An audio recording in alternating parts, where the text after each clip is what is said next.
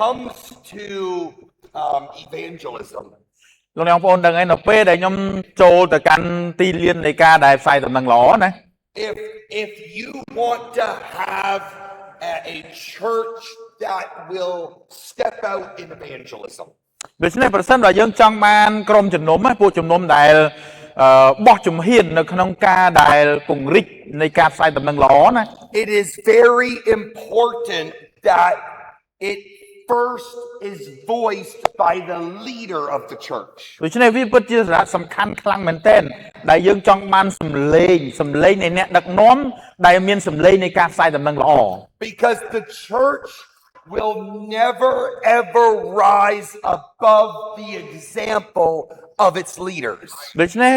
ក្រុមជំនុំគឺពិតជាសំខាន់ខ្លាំងមែនទែនវាមិនអាចនឹងរីកចម្រើនបានហួសហេតុខ្លាំងពេកនោះទេបើសិនបើយើងអត់មានសម្លេងនៃអ្នកដែលមានដួងចិត្តនៃការផ្សាយដំណឹងល្អ And so if you want your church to be evangelistic,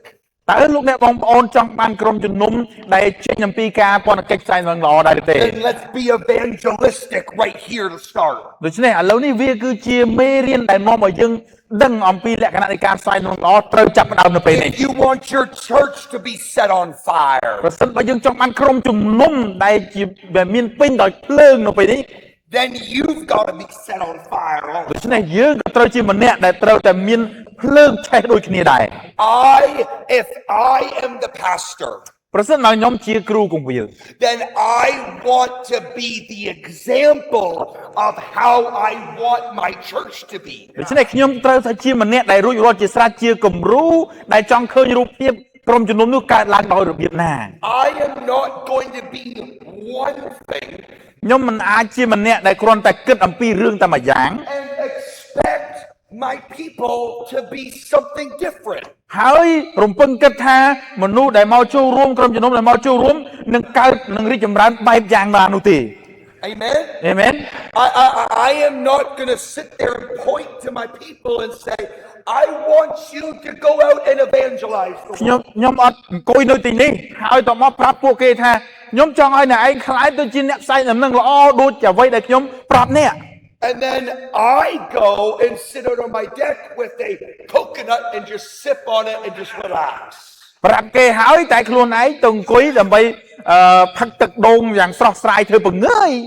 Amen? អេមែនចឹងមែន If I want my people to be evangelistic and reaching out, បើសិនបើខ្ញុំចង់ឲ្យអ្នកដែលក្នុងក្រុមជំនុំខ្លាយជាអ្នកផ្សាយដំណឹងល្អហើយឈោងចាប់មនុស្ស then it's going to start with me.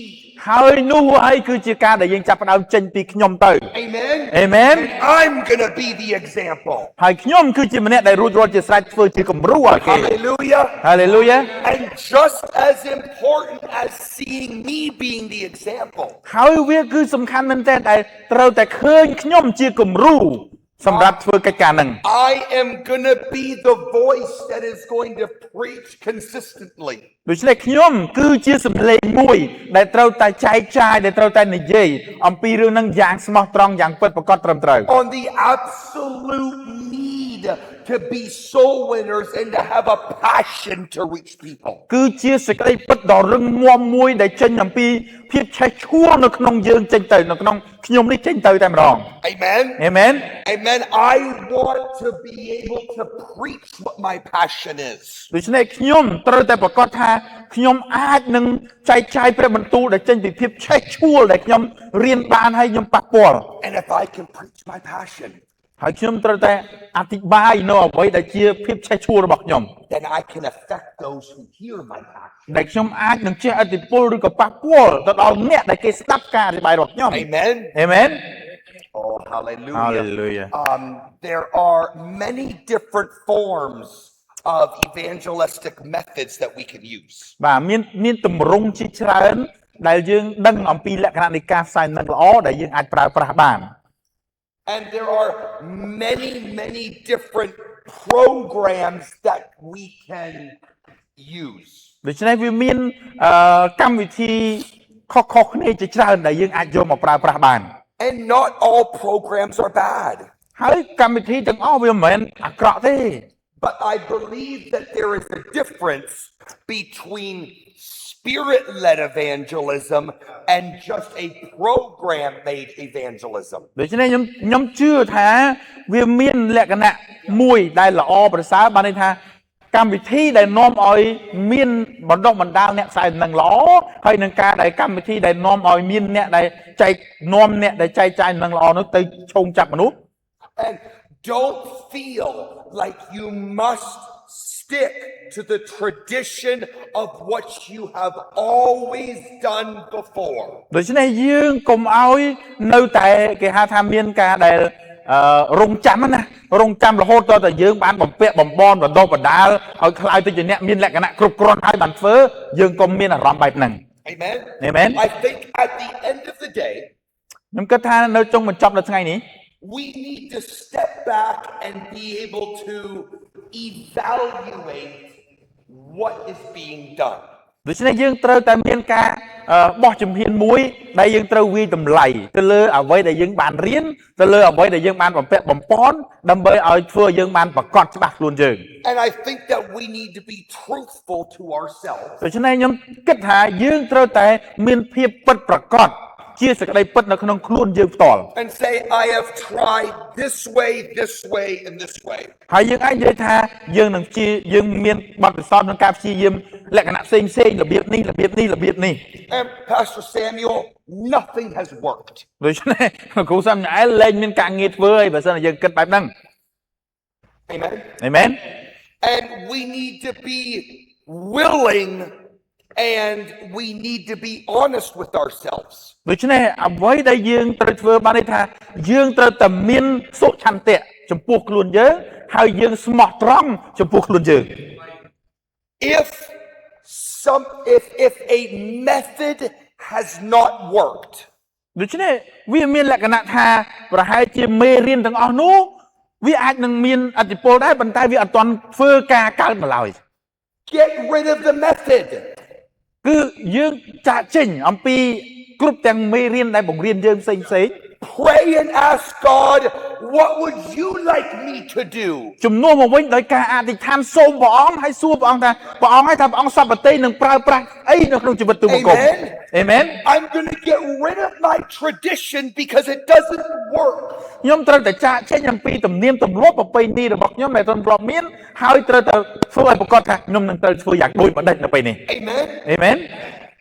I can remember a couple of years ago. ខ្ញុំចងចាំអំពីប្រហែលឆ្នាំមុនកន្លងមក I was preaching a revival in Salina, Kansas, in America. ហើយដែលគាត់ជាមានចូលរួមក្នុងកម្មវិធីមួយគេហៅថាផុសផលភ្លើងផុសផលណា And I got tired of the only time I was reaching out to people was behind the pulpit. Behind the pulpit Preaching. No preaching. Okay. អញ្ចឹងខ្ញុំពេលខ្លះខ្ញុំមានអារម្មណ៍ដូចជាហត់នឿយចំពោះនឹងមនុស្សដែលគេជាអ្នកដែលឈរអធិប្បាយណាតែបន្ទូលព្រះគាត់មានអារម្មណ៍ហត់នឿយ I wanted to reach people. គាត់ចង់ឈោងចាប់ទៅកាន់មនុស្សជាច្រើន I wanted to be evangelistic in ministry. ខ្ញុំចង់ខ្លាយទៅជាអ្នកដែលបំពេញបេសកកម្មនៃការផ្សាយដំណឹងល្អ I didn't just want to reach people when I was preaching. ខ្ញុំចង់ឈោងចាប់ទៅកាន់មនុស្សនៅពេលដែលខ្ញុំឈរអធិប្បាយព្រះបន្ទូលព្រះអង្គ I wanted evangelism to become a lifestyle to me. ខ្ញុំចង់ឲ្យការដែលចែកចាយព្រះបន្ទូលខ្លាយទៅជាការផ្សាយដំណឹងល្អនាំឲ្យប៉ះពាល់ទៅដល់មានផ្លាស់ប្រែទៅដល់បរិបទនៃជីវិតមនុស្សរស់នៅ And so I needed to do something. ខ្ញុំចង់ធ្វើការងារមួយយ៉ាងដើម្បីជួយដល់មនុស្ស And I truthfully prayed and asked God what I should do. ហើយខ្ញុំពិតប្រាកដខ្ញុំបានអធិដ្ឋានហើយខ្ញុំសូមព្រះអង្គពិតប្រាកដដើម្បីធ្វើការនៅក្នុងកំឡុងពេលចែកចាយព្រះបន្ទូលហ្នឹង And God told me to start reaching out to the people all around in the city. ដូច្នេះព្រះអង្គបានមានបន្ទូលមកកាន់ខ្ញុំថាអ្នកអាចនឹងឈោងចាប់ទៅកាន់មនុស្សទាំងអស់នៅជុំវិញទីក្រុងហ្នឹងបាន Now, I'm not from that city. ហើយខ្ញុំមិនមែនមកពីក្នុងទីក្រុងហ្នឹងទេ I didn't know anybody there. ខ្ញុំអត់បានស្គាល់មនុស្សណាម្នាក់នៅក្នុងទីក្រុងហ្នឹងដែរ But that didn't mean that I was not going to do what God told me to do. ប៉ុន្តែវាមិនមែនមានន័យថាខ្ញុំមិនធ្វើទៅតាមអ្វីដែលព្រះអង្គឲ្យខ្ញុំធ្វើនោះទេ So I got in my truck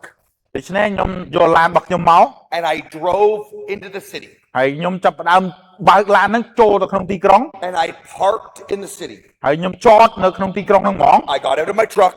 ហើយខ្ញុំចូលឡើងលើឡានរបស់ខ្ញុំ And the first door that I went to that was closest to my truck. ហើយទ្វារផ្ទះដំបងវាដែលនៅចិត្តផ្ទះខ្ញុំហ្នឹងនៅចិត្តឡានខ្ញុំហ្នឹងខ្ញុំចាប់ទៅគោះម៉ានមិញ And I ប្រវត្តិ knocked on their door. ហើយខ្ញុំចាប់ផ្ដើមគោះទ្វារនៅហ្នឹង That knock needed interpreted. យេអូខេ I was just trying to do my very best. ដូច្នេះខ្ញុំព្យាយាមធ្វើវាយ៉ាងអស់ពីលទ្ធភាពដែលខ្ញុំមាន And I started knocking on people's doors. ហើយខ្ញុំចាប់ផ្ដើមទៅគោះទ្វារផ្ទះរបស់គេ And I was beginning to invite them to church. ហើយខ្ញុំចាប់ផ្ដើមអញ្ជើញពួកគេដើម្បីឲ្យចូលរួមនៅក្នុងក្រុមជំនុំ Well, to not take a whole lot of time on this matter, ដូច្នេះខ្ញុំមិនចង់ចំណាយពេលច្រើនទៅលើអាហ្នឹងទេបញ្ហាហ្នឹងទេ I started the door knocking. មានទ្វារផ្ទះដែលបានបើកឡើងហើយខ្ញុំគោះទ្វារទៅគេបើកដែរ And I began to grab people that were in the church. ដូច្នេះខ្ញុំចាប់ផ្ដើមប្រមូលមនុស្សទាំងអស់ដើម្បីឲ្យគេបានចូលមកក្នុងក្រុមជំនុំក្នុងវិហារ Because what you have to understand is that the way that God works through people is through you. ដូច្នេះអ្វីដែលយើងត្រូវយល់បំផុតនោះគឺ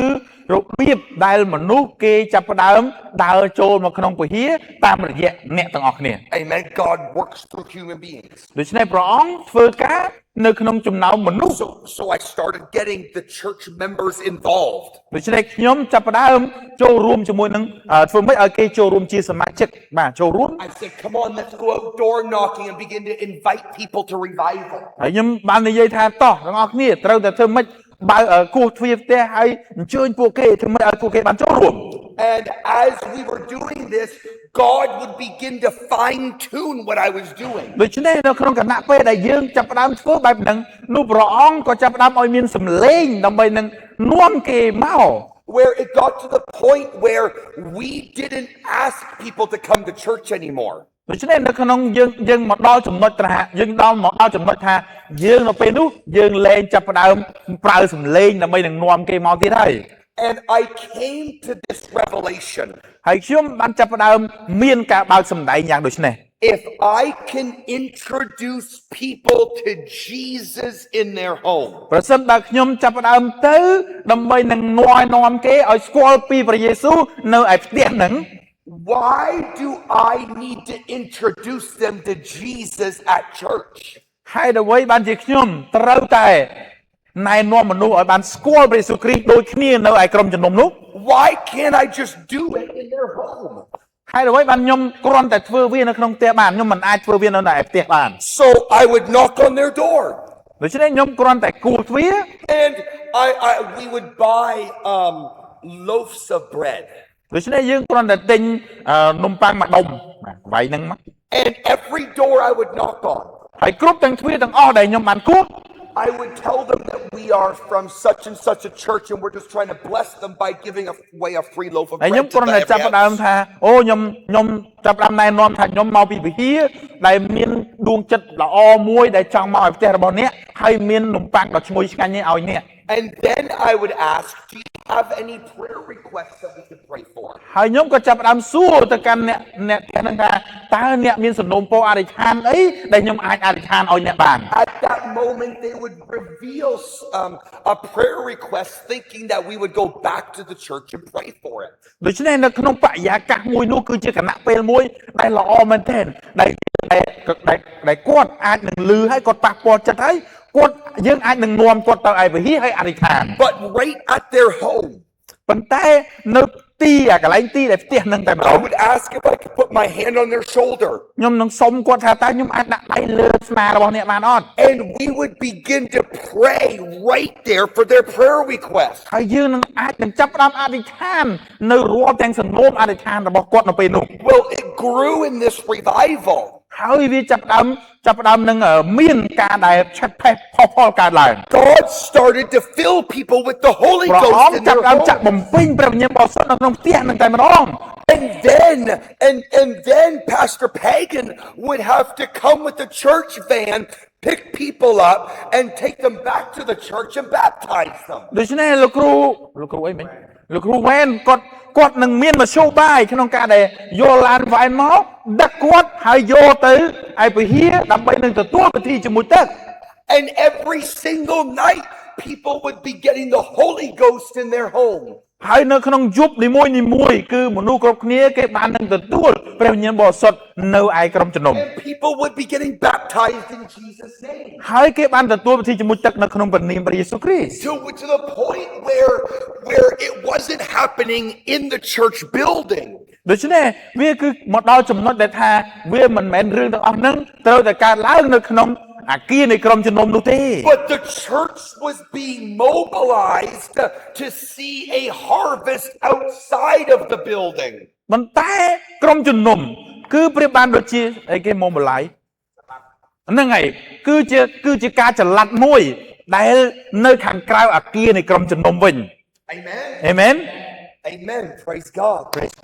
សរសើរព្រះ Hallelujah. Hallelujah I believe that we need to be carriers of the presence of God and not just keepers of the presence of God. ដូច្នេះខ្ញុំជឿថាយើងគឺជាម្នាក់ដែលត្រូវតែជាអ្នកដែលនាំនៅប្រវត្តិមានព្រះអង្គមិនមែនជាអ្នកដែលរក្សាទុកប្រវត្តិមានព្រះអង្គទេ Amen. បាទ There is a portion of scripture in the Old Testament វាមានដូចជាសារជាតិពុលនៅក្នុង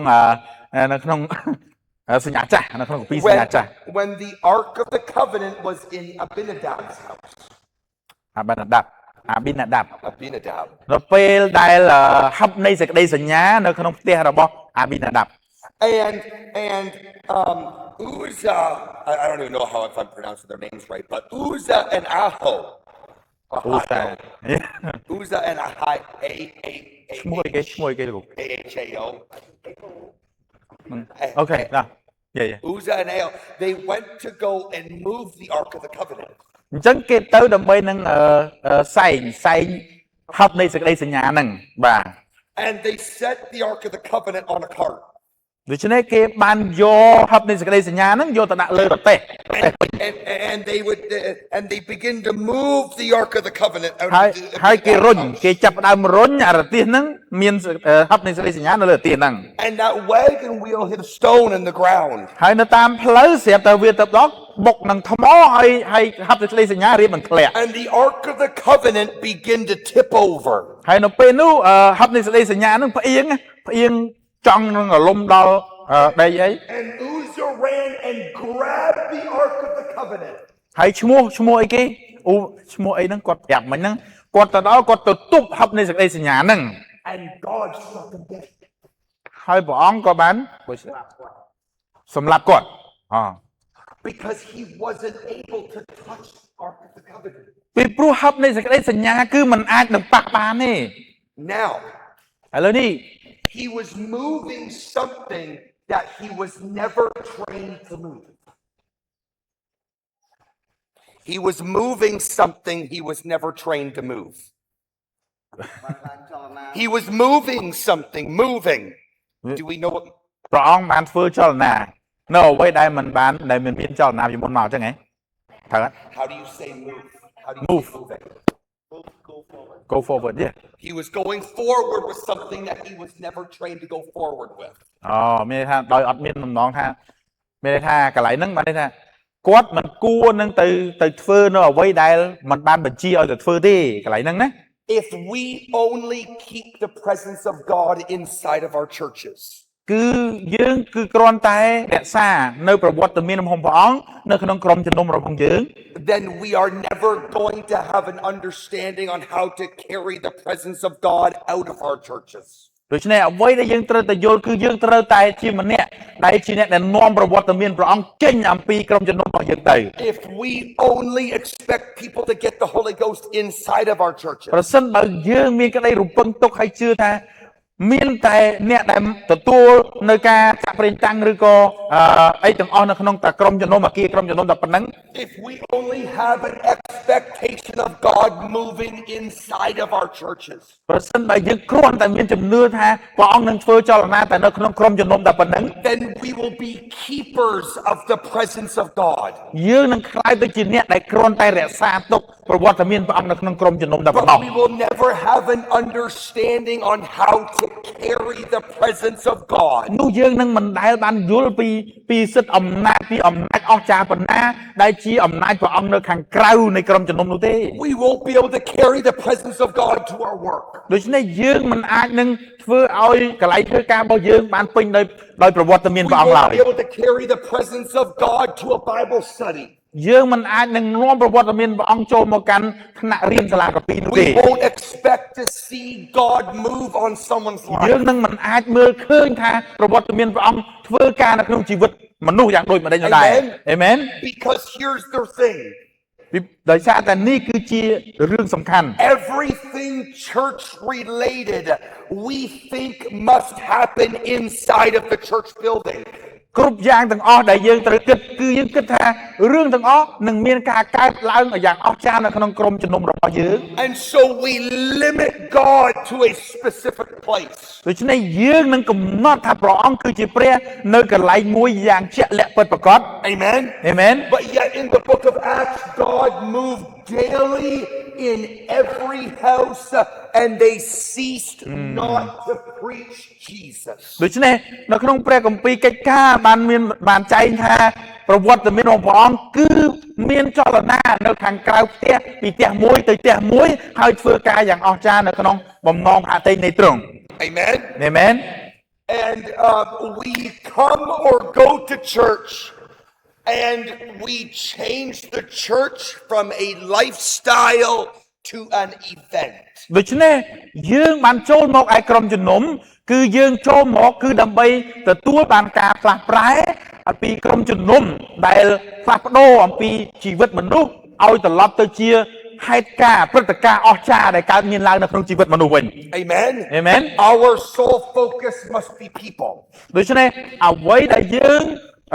ចំណុចស្នូលដែលយើងផ្ដោតអារម្មណ៍គឺជីវិតមនុស្ស Both in Matthew chapter number 28 and in Mark chapter number 16,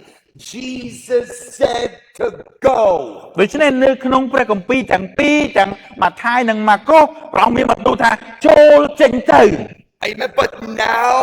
we expect people to come to us. ប៉ុន្តែឥឡូវនេះយើងជឿយើងចាប់ផ្ដើមដាក់ការរំពឹងថាមនុស្សទាំងអស់នឹងមកឲ្យយើងវិញ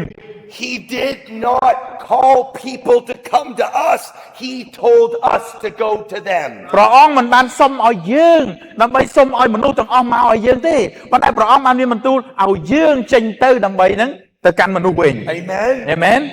Amen. Hallelujah. These Hallelujah. are things that we must break in order to see the greatest revival happen. នេះហើយគឺជាចំណុចសំខាន់ដែលយើងត្រូវតែបំបែកហើយយើងត្រូវតែយល់ថាមនុស្សគ្រប់គ្នាត្រូវការយើងដើម្បីនឹងចេញទៅហើយនឹងផ្លាស់ប្រែជីវិតរបស់ផងគេ We touched on this morning. យើងបានរៀនអំពីព្រឹកមិញ Only the pastor and the assistants are able or qualified to do the work of the ministry. គឺជាមានតែគ្រូគង្វាលហើយនឹងអ្នកដែលគ្រូជំនួយណាដែលគាត់ជាអ្នកដែលស័ក្តិសមក្នុងការដែលធ្វើកិច្ចការទាំងអស់នោះបាទប្រព័ន្ធការងារទាំងអស់នោះដើម្បីឆុងចាក់មនុស្ស It is the blah, blah, blah, blah, blah, blah. It Come on. is the sole purpose of the body of Christ to be at work នេះហើយ together. គឺជាចំណុចស្នូលគោលបំណងស្នូលបំផុតដែលយើងកសាងរូបព្រះកាយរបស់ផងព្រះយេស៊ូវគ្រីស្ទ And God by his own plan needs the entire body of Christ working together. ដូច្នេះអ្វីដែលជាគម្រោងការផ្ទាល់របស់ផងព្រះអង្គគឺជាការដែលបង្កើតឲ្យមានរូបកាយរបស់ផងព្រះយេស៊ូវគ្រីស្ទគឺជាក្រុមជំនុំហ្នឹងឯង It is God's plan for នេះ that គឺ to ជា happen. ផែនការរបស់ផងព្រះអង្គ Amen. អេមែន It's God's perfect plan. Hallelujah. គឺជា Jesus. ផែនការដ៏ល្អឥតខ្ចោះបំផុតដែលព្រះអង្គធ្វើ Amen. Amen. I think that what we are trying to portray to you today ខ្ញុំគិតថាអ្វីដែលយើងចង់ឲ្យលោកអ្នកបងប្អូនទទួលបាននៅថ្ងៃនេះឲ្យចំតែម្ដង that we must have a hunger within us to be able to evangelize this world. ដូច្នេះយើងត្រូវតែរៀបចំខ្លួនយើងឲ្យស្រេកឃ្លានក្នុងការដែលคลายទៅជាអ្នកដែលនាំដំណឹងល្អទៅកាន់មនុស្សដែលបាត់បង់ Whatever method that might be. តើ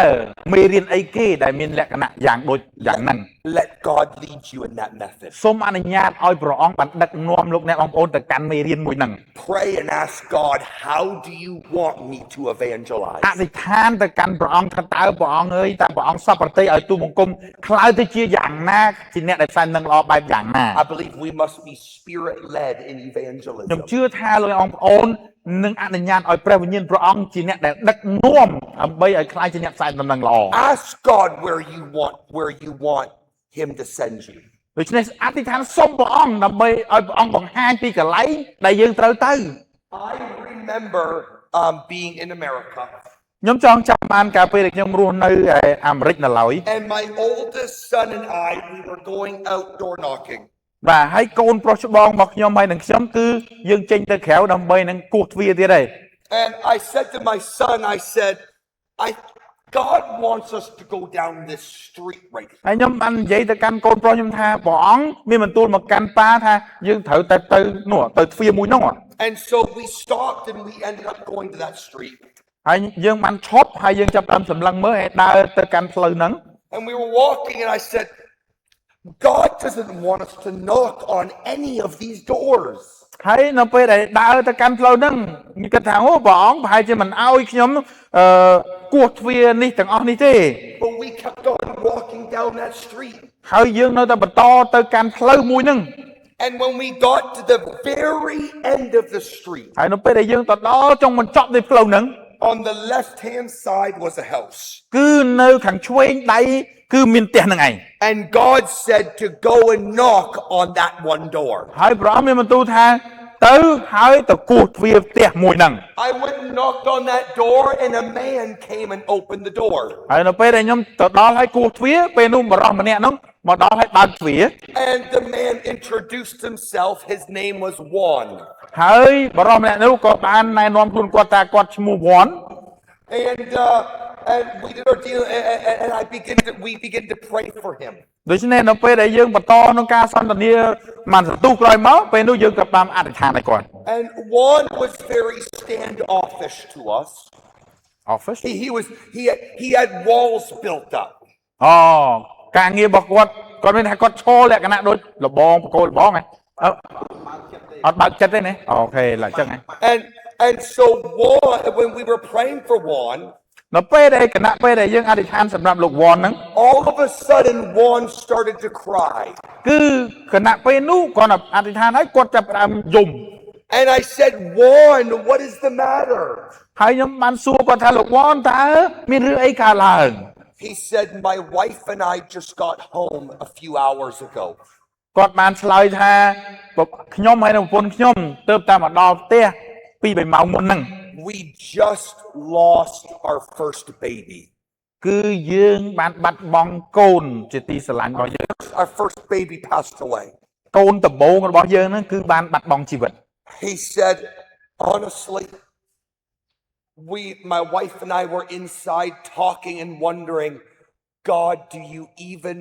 know what we are going through right now? យើងមកចាប់ផ្ដើមអង្គុយនៅក្នុងផ្ទះហើយបានជជែកគ្នាហើយយើងចាប់ផ្ដើមឆ្ងល់នៅក្នុងរឿងហ្នឹងថាហេតុអ្វីបានជាព្រះអង្គយើងជួបរឿងប្រទះរឿងបែបយ៉ាងនេះ And then you came and knocked on my door. ហើយខណៈពេលហ្នឹងអ្នកបានមកហើយគោះទ្វារខ្ញុំគោះទ្វារផ្ទះខ្ញុំ He said, there's a reason for it. ហើយគាត់បានឆ្លើយអូនេះហើយគឺជាហេតុផលដែលអ្នកបានមកហ្នឹងឯង He said, would you and your son come into my home and come and pray for both my wife and I together? ហើយពេលនោះគាត់បានសុំឲ្យខ្ញុំចូលមកក្នុងផ្ទះខ្ញុំដើម្បីនឹងអធិដ្ឋានឲ្យកូនហើយហៅកូនប្រុសខ្ញុំចូលទៅដែរ And we went inside Juan's home and my son and I began to pray for his wife and him. នៅពេលនោះខ្ញុំបានចូលទៅហើយយើងក៏បានអធិដ្ឋានឲ្យលោកវ៉ាន់ហ្នឹងនៅពេលនោះ and the power of the Holy Ghost fell in that house. ហើយពេលនោះអំណាចនៃព្រះវិញ្ញាណរបស់ព្រះអង្គបានចូលមកគ្របបាំងហើយបំពេញនៅក្នុងផ្ទះនោះតែម្ដង And God filled them with the gift of the Holy ដូ Ghost. ច្នេះព្រះអង្គក៏បានបំពេញពួកគេនៅអំណោយទាននៃព្រះវិញ្ញាណបរិសុទ្ធ So you don't know where God is going to lead you to. ដូច្នេះយើងអត់ដឹងទេថាតើព្រះអង្គនឹងដឹកនាំយើងទៅកន្លែងណា If you are open for God to lead you in evangelism, ដូច្នេះប្រសិនបើលោកអ្នកបងប្អូនអនុញ្ញាតឲ្យព្រះអង្គបើកផ្លូវឲ្យព្រះអង្គបានដឹកនាំអ្នកនៅក្នុងការផ្សាយដំណឹងល្អ then God can lead you where He wants ដូ to. ច្នេះព្រះអង្គអាចនឹងនាំយើងទៅកាន់កន្លែងណាដែលព្រះអង្គចង់ឲ្យយើងទៅ You just need to open your spirit up to the អ្ Lord. វីដែលយើងត្រូវធ្វើគឺយើងគ្រាន់តែបើកចិត្តរបស់យើងបើកព្រលឹងរបស់យើងទៅកាន់ព្រះអង្គតែប៉ុណ្ណោះ You need to pray with the hunger and say, God, I want to do what you want me to យើងត្រូវ do. តែអធិដ្ឋានដោយភាពស្រេកឃ្លានបំផុតថាព្រះអង្គឲ្យសូមប្រើទូលបង្គំទៅតាមអ្វីដែលបំណងហត្ថីព្រះអង្គចង់ប្រើទូលបង្គំឲ្យទៅ God, send me where you want me to reap the harvest. ព្រះអង្គចាឲ្យសូមប្រើទូលបង្គំឲ្យទៅកាន់ទីវាលចម្រុះកន្លែងណាដែលព្រះអង្គសម្បត្តិឲ្យទូលបង្គំទៅ Amen. អេមែន God, send me where you want me to ព្រះអង្គ evangelize. ឲ្យបញ្ជូនទូលបង្គំទៅដើម្បីឲ្យដឹងថាព្រះអង្គចង់ឲ្យទូលបង្គំទៅកន្លែងណាផ្សាយនៅល្អនៅក And ន្លែ I ងណា can promise you this much, ហើយខ្ញុំពិតជាសន្យាជាមួយនឹងលោកអ្នកនៅក្នុង that កន្លែងនេះ if you ask God where He wants you to go, យើងពិតប្រកបជាសូមព្រះអង្គ